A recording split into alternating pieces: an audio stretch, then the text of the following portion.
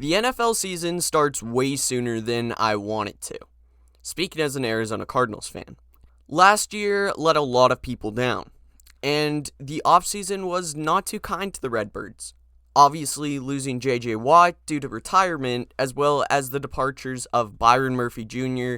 and Zach Allen in free agency, led to the Cardinals' best player requesting a trade and sending the fan base once again into a frenzy. The same frenzy that they have been in for nearly the entire existence of the NFL's oldest franchise. This year, despite changes, many already view the Cardinals as the worst team heading into the 2023 season.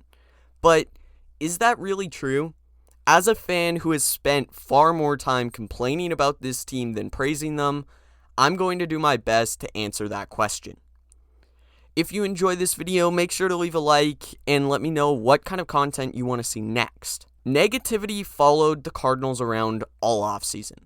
Rightfully so. A pitiful season and front office changes were followed by controversy and scandals, and that made a lot of noise. But it wasn't all bad. The Cardinals made some moves that put them in the right direction. Finally, washing their hands of longtime general manager Steve Keim, keeping franchise safety Budda Baker, and having a nearly perfect draft, as well as making changes to the all-round culture of the team. Changes that players can only describe as a culture shock. Those are all things that fans have been hoping for the better part of 20 years. Despite this, it's still an uphill climb. Many view the Cardinals as far and away the worst team in the league. But is that really true? To answer the question, we have to go deep into the roster and break down what we're working with this season for Arizona in Jonathan Gannon's first year as head coach. They will be starting the season without quarterback Kyler Murray. For how long, nobody is quite sure. No timetable for Kyler is known, but from watching the Cardinals' YouTube series, Flight Plan, I personally get the impression that he could be playing football within the first 4 weeks of the season, which the Cardinals need, especially given the training camp footage that we've seen. The possibility of Colt McCoy starting week 1 is nearly non-existent. Meaning, if I were Jonathan Gannon, my week 1 starter would be 5th round rookie Clayton Tune, which is not an ideal situation for the Cardinals or for Tune. But after looking really solid in camp so far, I feel he's earned that role over McCoy. Tune is one of 9 players that the Cardinals came away with in Monty Austinfort's first draft class. Obviously, the big name at 6th overall in Paris Johnson Jr., and he already has all the makings to become an all-pro level tackle very quickly into his NFL career. But there has been a rookie who has quickly outshined Paris on the offense at camp, and that is the 94th overall pick, out of Stanford, the wide receiver Michael Wilson. Last year, despite having Nuke, the biggest complaint in relation to the receiving core was size. Having the luxury of playmakers like Hollywood Brown, Rondale Moore, and Greg Dortch on the offense was so overwhelming that Cliff Kingsbury didn't know how to use any of them. Wilson has jumped right into the role previously occupied by DeAndre Hopkins, and has run with the opportunity. Wilson has already made fans, coaches, and teammates super excited for what's to come. A big frame receiver with great footwork, hands, and speed. He's not going to replace DeAndre Hopkins, but one day we could sit here and talk about Michael Wilson being the number 1 receiver on the Cardinals roster. From the 13th wideout selected in the draft, and he fell into the Cardinals' lap. His draft stock was hurt due to having some injuries in college, but he's still an incredibly talented football player, and he's shown it when healthy. And the fact that the Cardinals took him when he fell to them is alone something to celebrate, considering the team's history with drafting or not drafting wide receivers. Wilson joins a receiving core that really excites me. Hollywood Brown looked like a legit top 10 receiver before getting hurt last year, and stats back that up. Greg Dortch came off an incredible second half of the season that was really just unreal to watch how he broke out with very little opportunity. And once again in training camp, he's put the entire defense on notice. You add Zach Pascal to the roster and a healthy Rondale Moore, and that's a pretty damn good receiving core. Quickly finishing off the offense skill positions, Trey McBride, if he can show even flashes of what he was drafted for, at least until Zach Ertz returns, I think it'll be fine. The running back position scares me. I believe it puts a little too much faith on the shoulders of James Conner, who could end up being really good again this season, but having more depth, second-year late-round pick Keontae Ingram, it would be nice.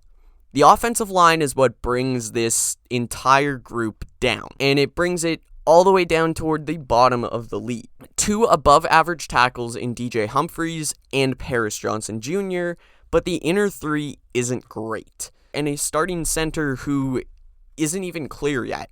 It could even be rookie John Gaines, who is naturally a guard. Drew Petzing is going to have his work cut out for him.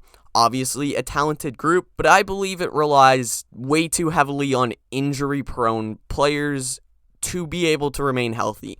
And obviously the eventual return of Kyler Murray is going to make or break this offense. Going over to the defense, which is where the Cardinals have made the most changes. Jonathan Gannon and Nick Rallis are expected to carry over success from Philly to the desert.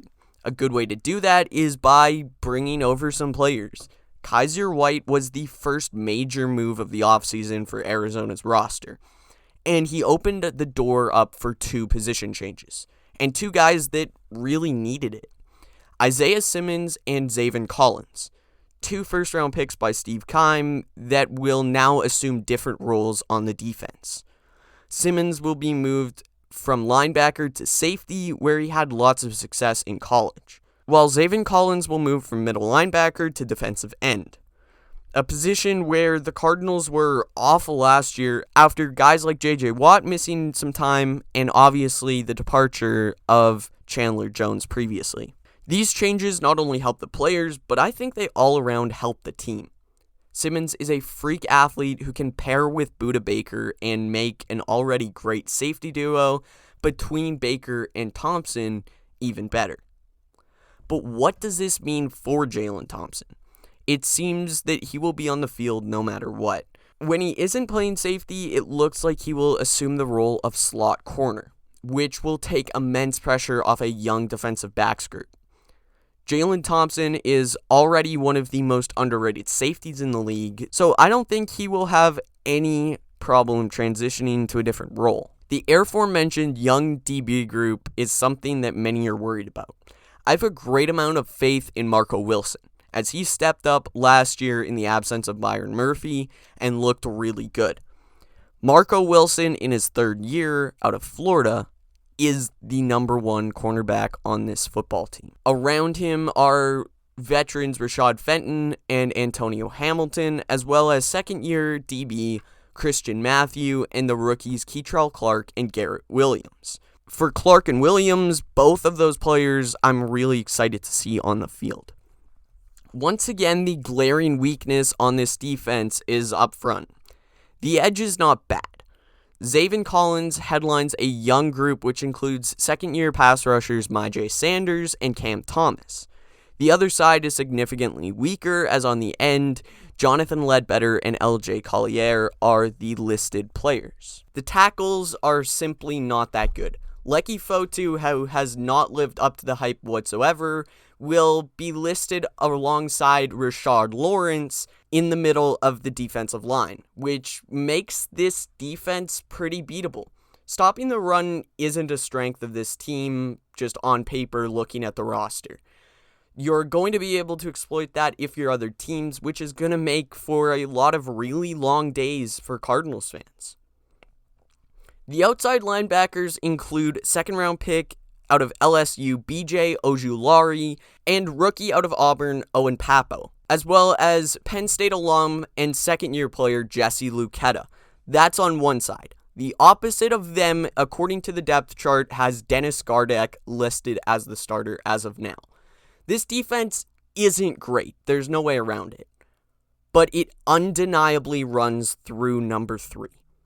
Buda Baker is back, and he's on a mission.